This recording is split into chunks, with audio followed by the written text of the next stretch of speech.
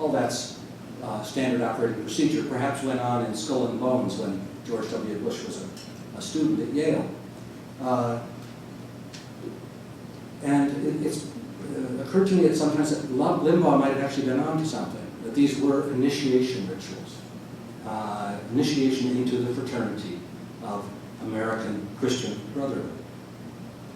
Whatever the intentions of the hands-on producers of the Abu Ghraib images, and we still don't know what the scenarios were in the minds of their minders.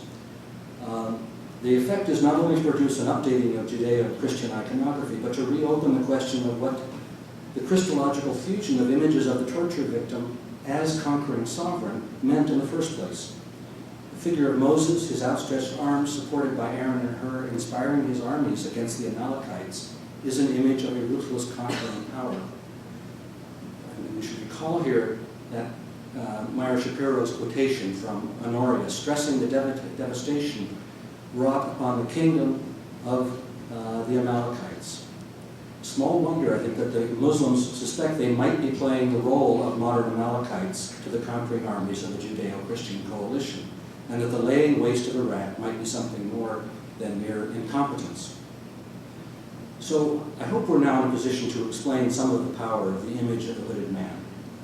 As an exemplar of Shapiro's theme of state, it captures the contemporary convergence of secular and sacred power in the Holy War on Terror.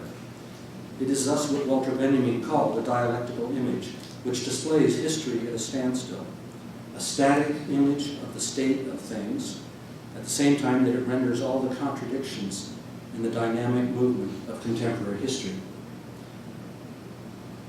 That's why the identity of the image shuttles between sovereignty and objection, terror suspect and torture victim, common criminal and holy martyr.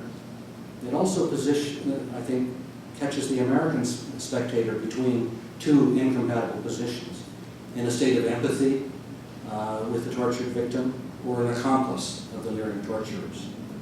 The shaming, which was the avowed motive of photographing these scenes in the first place, comes back redoubled to haunt the photographer, the spectator, and the state of the Union and the world that he represents. This brings us to Shapiro's final horizon in the interpretation of iconographic themes of state, namely, we call it norms of representation which constrain the appearance of any image. The typological condensation of Moses, Jesus, the priest, and the sovereign in Judeo-Christian themes of state pass through innumerable changes of style, and also different forms of mediation, from paintings hidden in catacombs, to impressive mosaics in public places, to oil paintings, and the choreographed rituals of the Mass and political spectacle. Now the latest avatar of this image has metastasized in a new medium, the digital photograph and its global circulation on the internet. Containment and control of the meaning of the image is no longer conceivable. A new logic of reproduction and circulation has overtaken the domain of images, rendering them infinitely reproducible and mutable at the same time. This is what I mean by the phenomenon of cloning, or some people now, there's a new meaning for the phrase carbon copies. That's a clone would be a carbon-based life form. A form of cloning which accelerates both the duplication and the mutation of images, replacing the old law of typological prefiguration, in which a unique ancestral image, Moses at the Battle of the Amalekites, gives rise to an equally unique descendant image, Jesus on the cross, or in the Passion.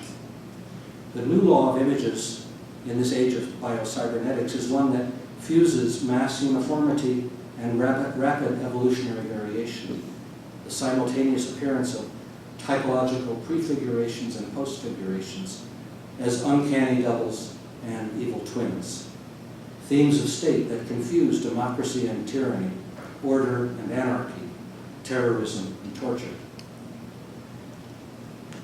I want to finish now with this last image. The U.S., I think, is in no danger of being conquered by terrorism. The only excuse for a state of exception, the only excuse the Constitution allows for incarceration and the violation of habeas corpus is insurrection or invasion. I had a conversation on the plane from London, was it only yesterday, trying patiently to explain to an Orange County Republican why 9/11 was not an invasion. It was something like the bombing of London, perhaps, in World War II, but England, they never invaded, couldn't do it. There's a difference between an invasion and an attack. The U.S. is in no danger of being conquered by terrorism. And that, in fact, is not the way terrorism defeats a democracy.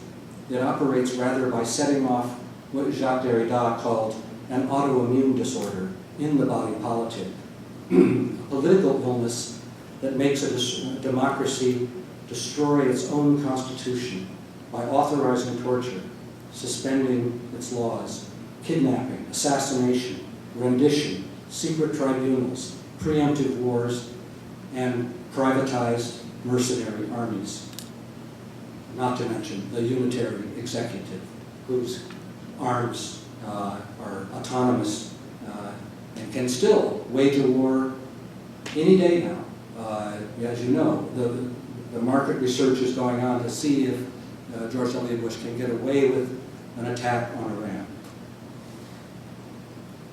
The founding fathers, in David Rees's marvelous cartoon of bionic Abu Ghraib man, see it coming at them in the form of what kids call a transformer. Transform from an abject victim into a powerful weapon of mass destruction that threatens the greatest American heads of state, including the framers of the Constitution, who see him coming and ask the question, is it happening literally or metaphorically? I can't turn my head. Thanks very much for your attention.